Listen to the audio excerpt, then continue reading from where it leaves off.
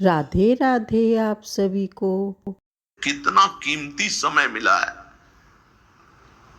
कितना कीमती समय मिला है। आप समझ नहीं पा रहे हैं, आप समझ नहीं पा रहे, पछताना पड़ेगा बाद में।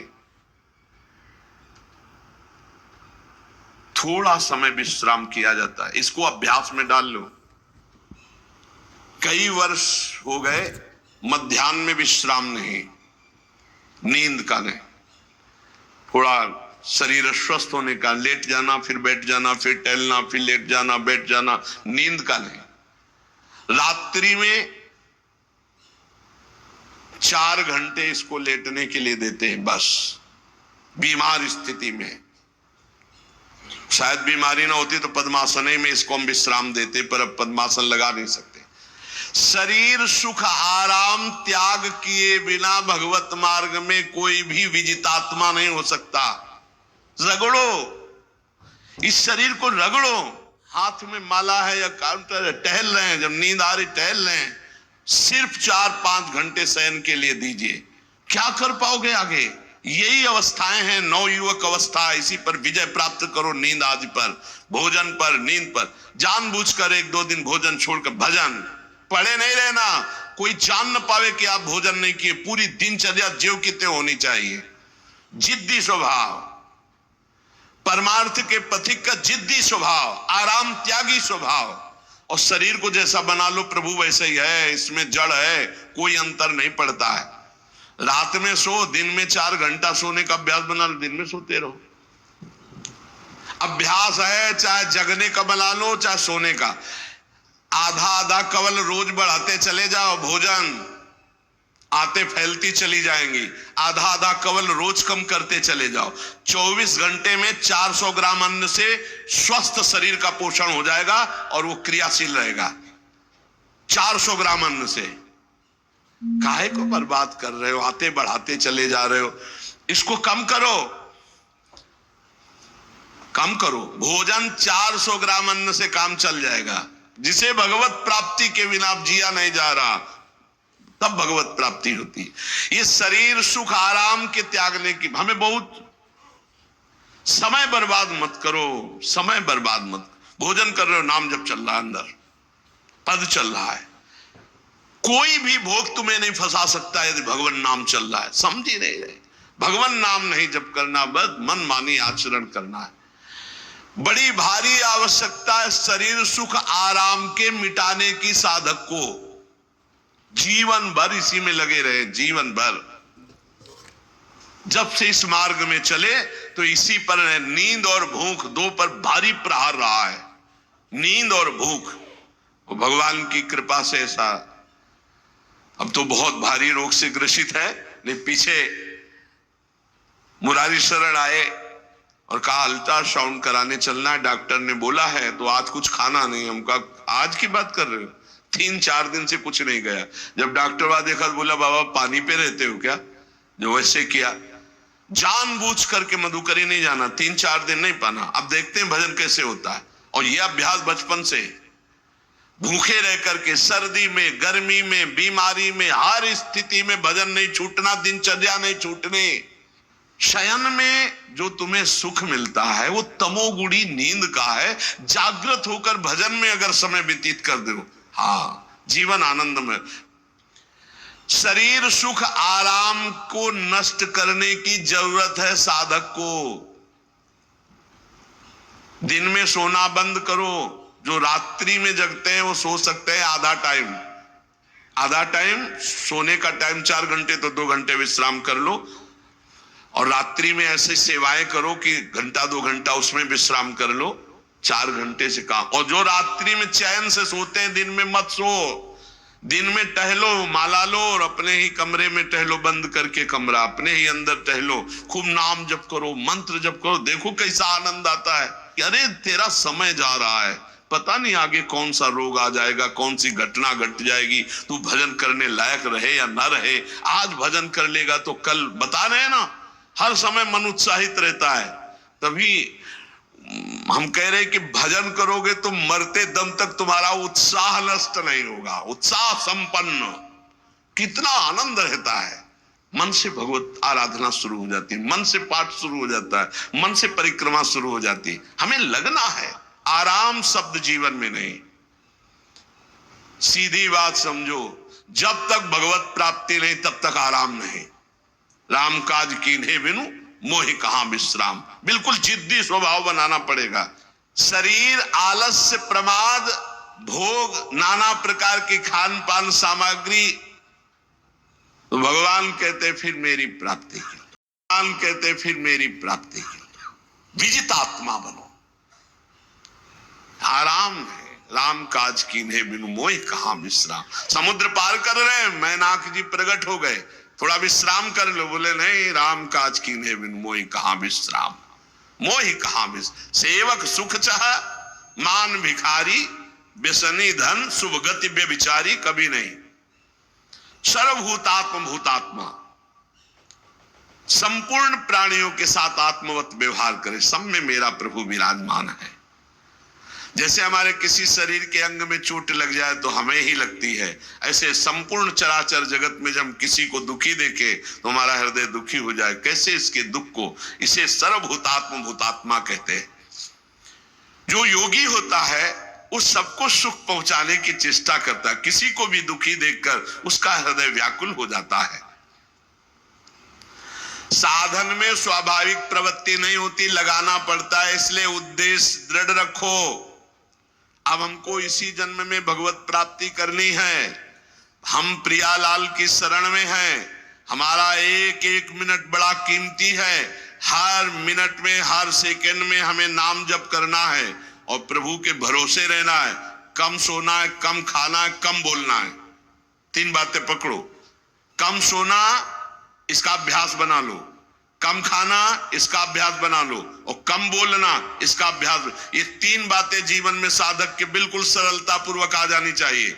मित आहार, मित भाषण और नियमित शयन। शयन से बचो, ये बहुत जहर है। नींद बहुत जहर है। निद्रा आलस प्रमादोत्थम तत्तामस मुदाहृतम। इसको एक सीमा में बांध दो, 3 घंटे, 4 घंटे, 5 घंटे, बस 24 घंटे माला, काउंटर, वाणी, सेवा, टहल रहे। सो नहीं सकते, आराम नहीं कर सकते, नहीं कर सकते। ये अभ्यास बनाओ, तभी आगे बढ़ पाओगे। सत्संग रोज सुनते हो, देखो तुम्हें जो डांट लगती है, तुम्हें बहुत प्यार करते हैं, प्रभु बहुत प्यार करते हैं, इसलिए डांट लगवा रहे हैं, इसलिए आपको सत्संग सुना रहे हैं। ये जीवन सार्थक कर लो, नहीं तो बहुत पछताना होगा। हम पशु पक्षी के जीवन में साधना नहीं कर पाएंगे। कैसे? हमारा चिंतन बदले। भगवान ने अगला शब्द का मदगत प्राणा। प्राण जिसके मेरे में समर्पित है। प्राण समर्पित का मतलब है प्राण वायु को लेकर प्रधान है। भोजन न मिले, जल न मिले तो भी हम जीवित रह सकते हैं काफी समय तक, क्योंकि प्राण वायु। प्राण बलवान पुष्ट होते हैं अन्न और जल से, लेकिन प्राणों की सत्ता वायु से है। ये जो श्वास प्रश्वास है, भोजन हमें 4-6 दिन न मिले तो आराम से दिनचर्या चल सकती है। पानी 8-10 दिन न मिले तो भी दिनचर्या चल सकती है, ऐसा नहीं कि मर जाएंगे। लेकिन 2 मिनट वायु ना मिले तो मर जाएंगे। 2 मिनट वायु ना मिले तो प्राण नष्ट हो। प्राण का सीधा संबंध वायु श्वासों से है। और प्रभु को प्राण समर्पित करने का मतलब हर श्वास नाम जप करना। मदगत प्राणा। हम पानी भी पिएंगे, भोजन भी पाएंगे तो प्रभु को समर्पित करके और हर श्वास नाम जप करेंगे तो ये मदगत प्राणा होगा। मत चित्ता, निरंतर चिंतन करने के लिए हमें प्राणों को समर्पित करना होगा। हमारे प्राण समर्पित हैं, हम प्रसाद के द्वारा प्राणों का पोषण करेंगे और हर श्वास प्रश्वास में नाम जप। श्वास ऊपर गई तो नाम जप, श्वास नीचे गई तो नाम जप। बोधयंता परस्परम। यदि हम किसी से बात करेंगे तो अपने प्रभु की चर्चा करेंगे। उसी प्रभु की चर्चा का कथन, कथयंतश्च माम नित्यम, केवल भगवत चर्चा करेंगे। केवल। कभी कभी ये लोक कल्याण की भावना भी प्रपंच में उतार देती है। निवेदन है कि यहां कोई लोग वार्ता का प्रश्न लेकर के ना आवे। एक जगह तो बख्श दो जहां केवल भगवान के संबंध की चर्चा होने दो। श्रीधाम वृंदावन में आप आए हो तो प्रिया प्रीतम की चर्चा का प्रश्न करो, प्रिया प्रीतम की चर्चा सुनो, निहाल हो जाओगे। तुष्यंत च रमंत च, उसी में आनंद और संतोष होता है। भगवत चर्चा हुई और उसी में रमण करे। एक जगह तो रखो जहां तुम केवल प्रभु की चर्चा सुन सकते हो, प्रभु की चर्चा कर सकते हो। प्रपंच का तो बहुत विस्तार है। कथयंत च माम, माम भगवान कह रहे हैं, कथयंत च माम नित्यम तुष्यंत च रमंत च। चलते हैं हम भगवत मार्ग में, फैल जाते हैं फिर दुविधा युक्त संसार प्रपंच में। केवल भगवत चर्चा, कथयंत च माम, भगवान केवलम, केवल माम, मेरा, प्रियालाल किसी और कोई चर्चा, माम मेरा, प्रियालाल किसी और कोई चर्चा। बार बार बोर्ड लगवा देते हैं, श्यामा श्याम की चर्चा के सिवा यहां कोई चर्चा न की जाए। आपको अगर आशा है कि यहां से कोई काम बनते हैं तो हम पहले आपको बता देते हैं हम असमर्थ हैं, हमारे में कोई सामर्थ्य नहीं है। हम केवल प्रभु की चर्चा करते हैं, प्रभु का नाम जपते हैं, प्रभु के लिए जीवन है, बस इतनी बात है। जो प्रभु में डूबना चाहता है वो आए, स्वागत है। इसके अलावा ना कोई आशीर्वाद, ना कोई तंत्र मंत्र, ना कोई जंतुर, ना किसी भी तरह की कोई ढांढस वृत्ति बना सकते हैं कि जाओ तुम्हारा ये ठीक हो जाए, तुक्का लग जाए, ठीक हो जाए, तुम्हारे भाग्य की बात है। यहां से कोई चमत्कार नहीं, यहां एक ही चमत्कार है, मलिन मन को श्री भगवान में लगा देना, जीवन को जीवन मुक्त अवस्था में पहुंचा देना। निर्विकारता की स्थिति प्राप्त करने के लिए साधु समागम है। भगवान का आदेश है, यदि मुझे अनुभव करना चाहते हो, इसी जन्म में परमानंद की प्राप्ति करना चाहते हो तो मय्येव मन आदत्स्व मयि बुद्धिम निवेश है। कैसे करोगे? भगवान कह रहे मत चित्ता, मेरे में चित्त लगाओ। चित्त कैसे लगेगा? चूंकि हम प्राणों से बहुत प्यार करते, देह प्राण ते प्रिय कचुनाई, इसलिए भगवान को कहना पड़ा प्राण मेरे को समर्पित करो। कैसे समर्पित करें? जो खाओ पियो भगवान को भोग लगा के, और रात दिन नाम जप में, हर श्वास में भगवत चिंतन। अगर वार्ता करनी तो बोधयंता परस्परम कथयंतश्च माम नित्यम, केवल मेरी चर्चा। बड़ा दुर्लभ हो रहा है, भगवत चर्चा होना बड़ा दुर्लभ हो रहा है। भैया ये सब सुनो भरत भावी प्रबल, बिलख कहो मुनिनाथ, हानि लाभ जीवन मरण जस अपजस विधिहात। जब कर्मों का फल भोगने का आया तो महात्मा जी, और जब पाप कर्म करने जा रहे थे तो पूछ लेते हमसे कि हम पाप कर्म करने जा रहे हैं, आपकी अनुमति है क्या? तब नहीं, तब किसी ना भगवान की याद की, न गुरु की याद की, मनमानी आचरण किए। तो अब भोग आया है, अब भोग लो, उसको भोगना पड़ेगा, वो यही मिलेगा तुम्हें। पति पत्नी परिवार संसार मित्र, इन्हीं में सब कलह अशांति मारपीट नाना प्रकार का। अरे पूछो मत, भगवान के चरणों का जब तक आश्रय नहीं लोगे तो यहाँ का ये प्रेम विवाह, यहाँ का प्रेम तुम्हें शांति प्रदान नहीं कर सकता। भगवत भाव रखोगे, हर परिस्थिति को शांति पूर्वक निर्वाह। ये जीवन काटना भी एक कला है। मनुष्य जीवन कोई पशु जीवन नहीं है। अगर अध्यात्म नहीं तो आप इसको जी नहीं सकते, आप इस जीवन को नहीं जी सकते।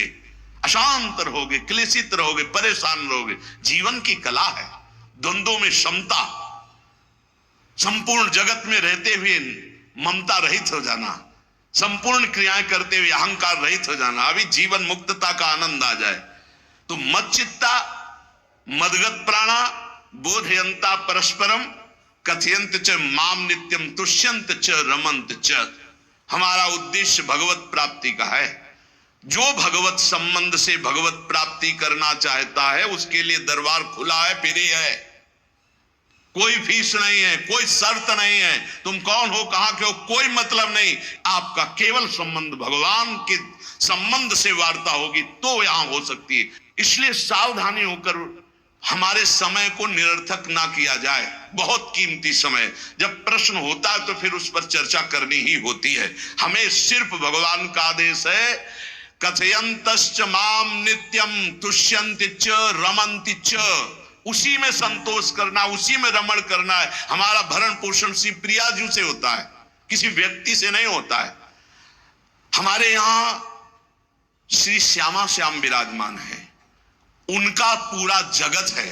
तुम्हारी बुद्धि में मेड़ है, भेदभाव है, उनके लिए भेदभाव नहीं। सब मम प्रिय, सब मम उपजाए, तो हम अपने स्वामी के अनुसार चलेंगे। सब मेरे प्राणनाथ श्यामा श्याम के जन है, कोई भी हो, इतना ना छोटा ना इतना बड़ा, ना इतना प्रिय ना इतना अप्रिय, सब बराबर है। एक तरफ चाहे गुणात्मा, गुण से युक्त महात्मा, और एक चाहे दुरात्मा, दुर्गुणों से युक्त, दोनों को ऐसे दुलार करके श्री जी की तरफ बढ़ाने वाला मार्ग, ये मार्ग यहाँ का है। कथयंत च माम नित्यम तुष्यंत च रमंत च तेषाम सतत युक्तानाम भजताम प्रीति पूर्वकम। जो सतत प्रेम पूर्वक मेरा भजन करता है, भगवान करे ददामि बुद्धि योगम तम, उसकी बुद्धि का योग मैं करा देता हूं। ये खास बात हुई, लगाने की चेष्टा हमने की मन बुद्धि को, और भगवान आकर मन बुद्धि में विराजमान हो गए। तेषामेवानुकंपार्थ महमज्ञानजं तमः नास्यात्म्यात्म भावस्थो ज्ञान दीपेन भास्वता। भगवान कृपा करके उसके हृदय में ज्ञान प्रकाशित कर दिया। जब कोई सतत भजन करता है, प्राण प्रभु को समर्पित कर देता है, चित्त प्रभु में लगाए हुए प्रभु की चर्चा, भगवान उसके अंदर ज्ञान प्रकाशित कर देते, तो वो अनात्म भाव जो देह भाव था उसका नाश हुआ और वो भगवत भाव में स्थित हो जाता है।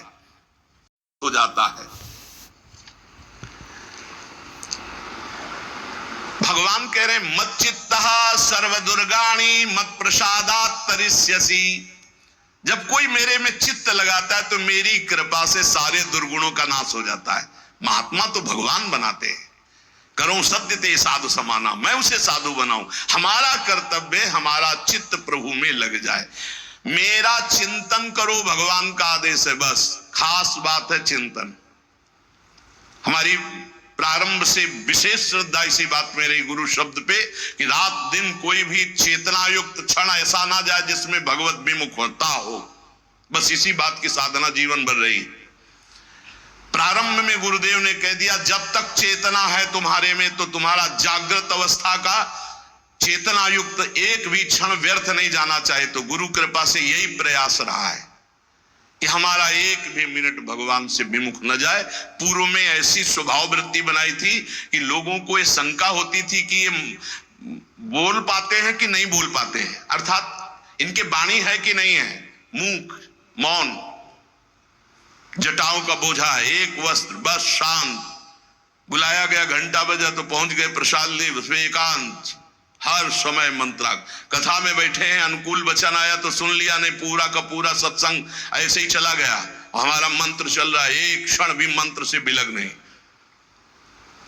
हमारा कर्तव्य है केवल चिंतन। चिंतन करोगे तो अभी मुक्त निकले, अभी श्री जी के पास पहुंच जाएंगे। भगवान की कृपा का बल और साधन का तुम्हारा पूरा प्रयास प्रयत्न, ध्यान रखो, दो से सिद्धि प्राप्त होती है। भगवान की कृपा का बल और आपकी पूरी साधना का प्रयास प्रयत्न, कायरता नहीं। भगवान की कृपा का बल और तुम्हारा पूरा प्रयास, पूरा प्रयत्न। देखो भगवान की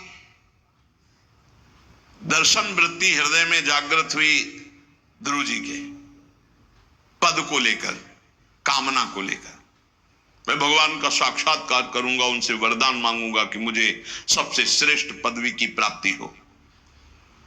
चले, भगवान नारद जी मिले। पहला प्रलोभन, चलो अभी तुम्हें इस सम्राट पद पर नकार दिया।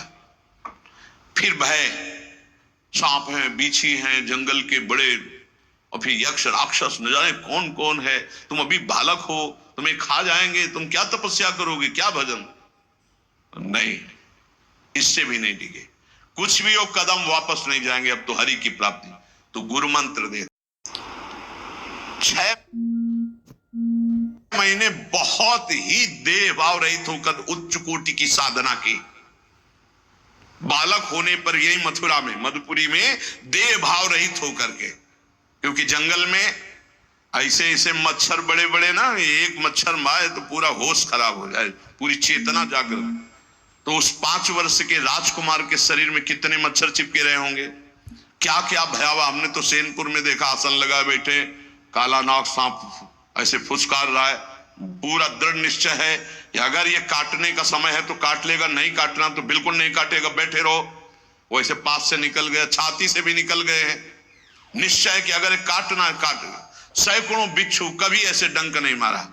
और अगर काटना हो मारना हो ना तो बढ़िया महल में बैठे हो तो वहां जाके काट लेंगे। ध्रुव जी अपनी निष्ठा से कभी नहीं विचलित हुए। अब जब भगवान सामने आए तो आखिरकार 5 वर्ष के बालक घबरा गए। भगवान का तेज, भगवान का रूप, भगवान की महिमा। भगवान मुस्कुराए, कृपा दृष्टि से देखे, बल मिला, भगवान को देख पा रहे हैं। अब मन में आया कि मैं स्तुति कैसे करूं, क्योंकि कोई ज्ञान तो है नहीं। भजन किया, भगवान की प्राप्ति हो रही, लेकिन अब कोई ऐसा ज्ञान तो है नहीं जिससे भगवान का स्तवन करे। भगवान की तरफ देख करके कुछ कहना चाहते हैं, पर क्या भगवान को कहें ये ज्ञान नहीं। तो भगवान ने अपने ज्ञान स्वरूप शंख का ध्रुव जी के कपोल पे स्पर्श करा दिया। जो भगवान कह रहे, ज्ञान तो मेरी कृपा से होता है। अभी पीछे इस श्लोक में भगवान ने कहा, तेसा मेवानुकंपार्थ महमक ज्ञानजम तमः नाशयाम्यात्म भावस्थो। अनात्म भाव का ये जो आत्मस्वरूप अनात्म देह में भाव आ गया है, इसके नाश का जो ज्ञान होता है ये भगवान की कृपा से होता है। जे भी संग छुआया दिव्य ज्ञान और भगवान की दिव्य स्तुति की। तो ये देखा जाता है कि भगवान की कृपा से ही साधक में दिव्यता आती है, दिव्य ज्ञान आते हैं। पर प्रयत्न अपना होना चाहिए। प्रयत्न था तभी तपस्या में आए, नहीं तो प्रलोभन में फंस जाते या भय में डर जाते। ना प्रलोभन में फंसे चक्रवर्ती सम्राट पद देने पर, और ना भय में फंसे कि सांप बिच्छी और सिंह खा जाएगा, इससे भयभीत नहीं हुए। और प्रयत्न इतनी जोर का किया, आप भागवत में पढ़ लीजिए, देह भाव रहित होकर कितना कठोर तप, 6 महीने में भगवत साक्षात्कार। आत्मबल, भगवत कृपा बल। ये मन है बहुत डराता है, कैसे जिएंगे, बुढ़ापे में कौन सेवा करेगा, क्या दुनिया का प्रपंच खड़ा कर देता है। इसको इसी ज्ञान से काटो, भगवान है ना, भगवान सब करेंगे। भगवान के लिए हमने जीवन दिया है, ये जीवन भगवान के लिए हार। अरे दिव्य हो जाओगे, रिद्धियां सिद्धियां हाथ जोड़े खड़ी रहेंगी। भगवान जानते हो क्या भगवान है। हम एक बार भगवान के नाम पर अपने आप को न्यौछावर तो करके देखें, पर ये अहंकारी जीव मानता नहीं है। ये अहंकार का बल लिए रहता है। आसुरी प्रकृति है ये अहंकार। अहंकारम बलम दर्पम कामम क्रोधम च संश्रिताः। जिसके अंदर ये आसुरी प्रवृत्ति अहंकार होता है, उसमें काम क्रोध लोभ ये भरपूर होते हैं। कहां से भगवत प्राप्ति हो। जहां ये दुश्मन रहते हैं वो घर तो तुमने सुरक्षित दे रखा है दुश्मनों को। आसुरी प्रकृति को तुमने, अहंकार को अपना स्वामित्व दे रखा है। मैं वो अहंकार जिसके साथ प्रकृति लगती है। जब अहंकार और बढ़ जाता है तो ईश्वरोहम अहम भोगी सिद्धोहम बलवान सुखी। तरंग से समुद्र नहीं होता, समुद्र से तरंग होती है। हम जितने भी हैं सब तरंग हैं उस परमात्मा की। वायु विकार नष्ट हुआ, समुद्र में ही लीन हो गए, ये बात है। लेकिन एक तरंग समुद्र नहीं पैदा कर सकती। एक सूर्य चमक रहा, कोई बन के सूर्य दूसरा चमक के दिखाए। बहुत सावधानी से उपासना करो। ये अहंकार, भगवान कह रहे हैं, भगवान ये जो अहंकारम बलम दर्पम कामम क्रोधम च संश्रिताः, इस अहंकार को नहीं मिटाया तो ये अनुभव कराने लगता है और 4 बोलने लगते हैं कि आप तो भगवान हैं। तो धर्म सम्राट करपात्री जी, इतने सिद्ध महापुरुष, और विश्वेश्वर विश्वनाथ जी की स्थापना करके रात दिन आराधना काशी में। बड़े बड़े सिद्ध महापुरुष भगवान शिव की आराधना करते, बड़े बड़े सिद्ध महापुरुष भगवती अम्बा की आराधना करते। ये कौन सा ज्ञान प्रकट हो जाता है जो भगवत स्वरूपों का अपमान होने लगता है। मुझे यही समझ में नहीं आता। गुरु रूप से हमें शास्त्र के आचरण देने आए, मनमानी भ्रष्टाचार सिखाने नहीं आए। आज तक कभी कहीं भी भगवत स्वरूपों का अपमान महापुरुषों द्वारा नहीं हुआ। महापुरुष और भगवान में अंतर नहीं, पक्का मुझे विश्वास, हम तो चराचर जगत को भगवत स्वरूप मानते हैं, लेकिन आचरण कराने के लिए आचार्य गुरुदेव जैसे चले हैं वैसे ही चलना होता है। सदैव संतों ने अपने को अधम और तुच्छ और नीच कहा है। संतों ने अपने को अधम और तुच्छ और नीच कहा है। हनुमान जी जैसा कोई ज्ञानी, महाबली, कोई त्यागी, कोई ब्रह्मचारी, बैरागी, हनुमान जी जैसा कोई त्रिभुवन में द्वितीय हुआ हो तो बता दो। अतुलित बलधामम हेम शैलाभदेहम दनुजवन कृशानुम ज्ञानिनाम अग्रगण्यम। अरे जे गिर चरण दे हनुमंता चले सुगा पाताल तुरंता, हजार हजार को पकड़ के कछु मारिस कछु मर्दिस कछु मिले से धरि धूरी। अब विभीषण जी से कैसे परिचय बता रहे हैं। प्रात ले जो नाम हमारा तेहि दिन ताहि ना मिले आहारा। असमय अधम सखा सुनु मोहु पर रघुबीर। क्या दैन्यता का स्वरूप हनुमान जी महाराज। भगवान से जब हनुमान जी मिल रहे तब उनसे प्रभु आप पूछ रहे हो कि तू नाथ एक मैं मंद मोह बस ज्ञानी नाम अग्रगण्यम। एक मैं मंद मोह बस कुटिल हृदय अज्ञान पुनि प्रभु मोहि विसारेऊ दीन बंधु भगवान। जय प्रणतारित भंजन चरणों में लौट गए हनुमान जी महाराज। सबरी जी भगवान सामने बैठकर स्तुति करते हैं। जो नवधा भक्ति है वो उपदेश नहीं है, सबरी जी की स्तुति है। ये सब भक्ति सबरी जी में विराजमान, क्योंकि उसी समय सबरी जी भगवत धाम जाती है तो उपदेश तो उसको दिया जाता है जो आचरण में उतारे। सबरी जी तो सिद्ध महापुरुष अभी भगवत धाम जा रहे हैं भगवान के सामने ही।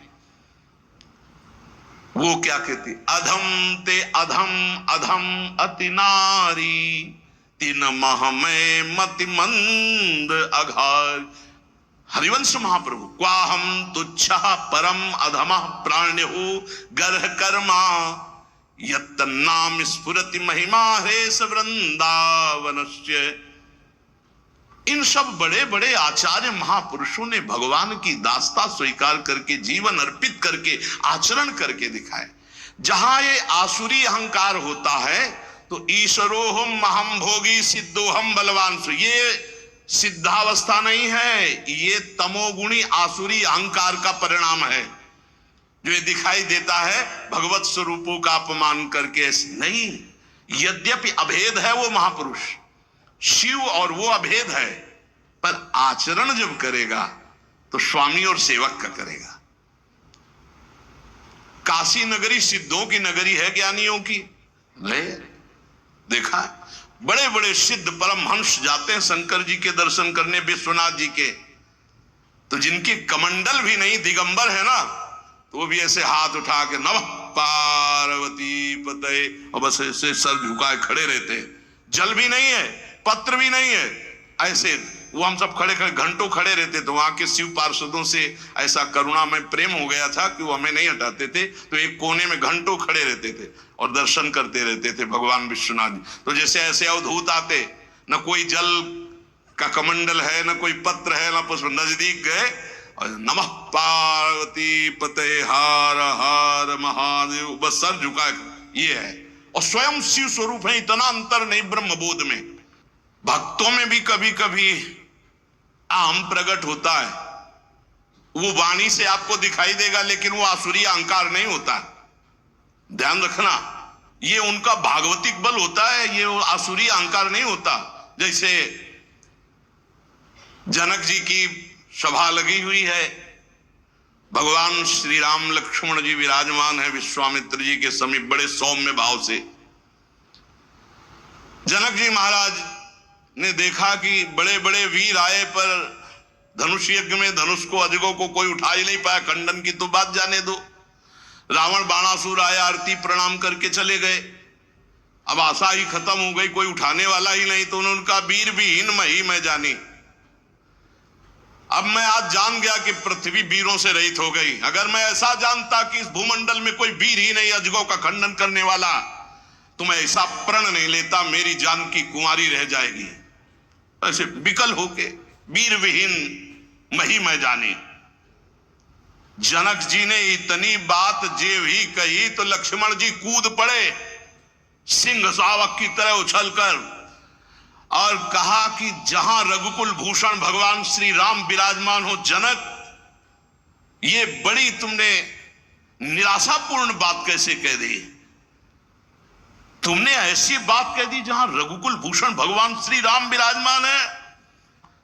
ताल ठोकी और कहा अगर इनका इशारा हो जाए, समझो, जो तुम्हारी अनुशासन पाऊं, अनुशासन पाऊं, कंदुकी ब्रह्मांड उठाऊं, काचे घट जिमी डारों फोरी, सकऊं मेरु मूलक जिमी तोरी, कमल नाल जिमी चाप चढ़ाऊं, जो जन सत प्रमाण ले धाऊं। हे जनक, जहां रघुनाथ जी विराजमान होते वहां ऐसी बात नहीं कहते। तुमने ऐसी बात कैसे कह दी? अगर मेरे स्वामी का आदेश हो जाए अभी तो पूरे ब्रह्मांड को कच्चे घड़े की तरह तोड़ दूं।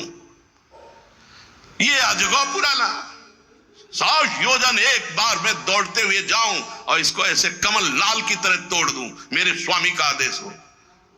ये अहंकार नहीं है। पहली बात कही, जो तुम्हार अनुशासन पावो, अगर मेरे प्रभु श्री राम की आज्ञा हो जाए। और लक्ष्मण जी ने एक बात और कही कि तोरों छत्रक दंड जिमि तव प्रताप बलनाथ, आज के बाद कभी धनुष स्पर्श नहीं करूंगा यदि मेरी बात झूठी हो जाए। आपके प्रताप से इसे बरसाती छत्ते की तरह तोड़ दूं इस अजगौ को, अगर आपका आदेश हो। तो प्रताप बलनाथ, ये अहंकार नहीं है, ये भक्त का भगवत प्रताप है। दशानन कह रहा है, अरे मुझे क्या भय, तेरी सभा में अगर कोई वीर हो तो मेरा पैर उठा दे। मैं राम जी का एक छोटा सा सेवक हूं। तू मेरे प्रभु को बार बार मनुष्य कह रहा है, मैं जिनका सेवक हूं। तेरी सभा में तू जो अपने सभा बलों के बल पर बलवान होकर कहता है कि ये सब आहार है, तो मैं उनका एक छोटा सा दूत हूं। अगर कोई मेरा पैर उठा दे तो जानकी जी को राम जी हार जाएंगे, वापस चले जाएंगे।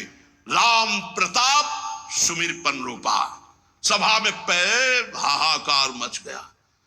जब स्वयं दशानन उठा मारा घूसा, 4 मुकुट राम जी के चरणों में गए। राम जी के चरणों में झुक, तब तेर बचेगा, मेरे चरणों में झुकने से नहीं। कोई उठा नहीं पाया। ये अंगत का अहंकार नहीं, ये भक्त का भगवत प्रताप होता है। राम प्रताप सुमेरी परण रूपा। राम प्रताप हरिवंश प्रताप ही जानत है, हरिवंश प्रबोध प्रमाणत है, हरिवंश सर्वस्व है तिनके, सुख संपत्ति दंपति जो जिनके।